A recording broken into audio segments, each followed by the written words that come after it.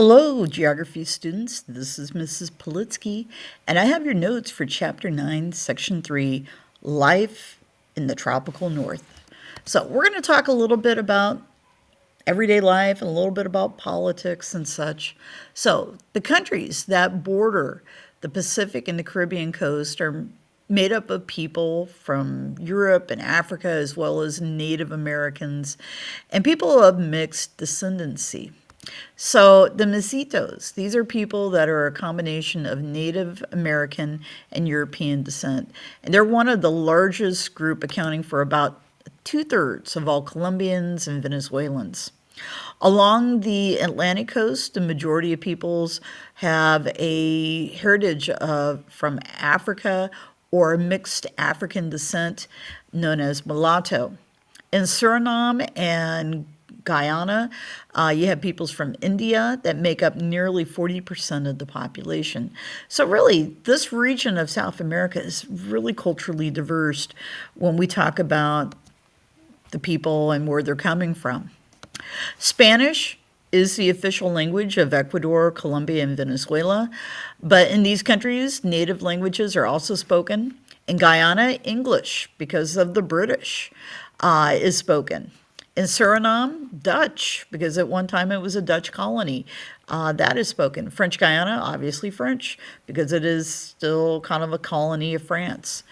Within Guyana, Suriname, and French Guiana, native languages along with Hindi, which is because of the population of people from India, and Creole, which is kind of a combination of native and French, kind of a combo there, is also spoken. In Guyana, Guyana comes from a South American Indian word that means land of waters, and about one-third of the population lives in the capital city of Georgetown. Its population is pretty rural, and most people live along the coast. The big agricultural products include rice and sugar. Venezuela has suffered a lot since the 1980s, especially when the prices of oil dropped. Venezuela is a member of OPEC, which is kind of a acronym for the Organization of Petroleum Exporting Countries. A lot of those member countries are from the Middle East. Venezuela is one from the Western Hemisphere. And at one point in time, there was a huge industry for oil. A lot of the oil that we were buying was coming out of Venezuela until 1999, when Venezuelans elected this man named Hugo Chavez, the man that you see saluting below, as their president. And Chavez went about setting about reforms that called for equal distribution of income, a renewed fight against corruption, and as a result, Venezuela has become more socialist, and it has experienced a lot of issues with the equal distribution of resources and income. So a man who claimed to be fighting for making this more fair has actually caused more problems with it not being fair.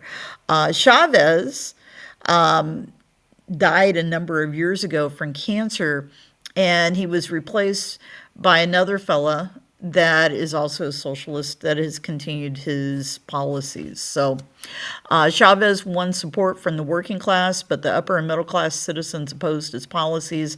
What's happened is a refugee crisis where some people in Venezuela have fled the nation.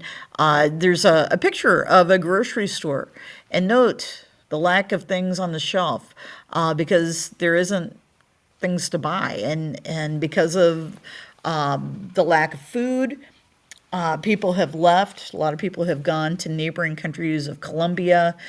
Some of them have tried to get to Ecuador or Bolivia or Peru. Some have tried to come to the United States. If you take a look at the photo of the dwellings, yeah, a lot of poverty that is within this nation right now. Thank you very much.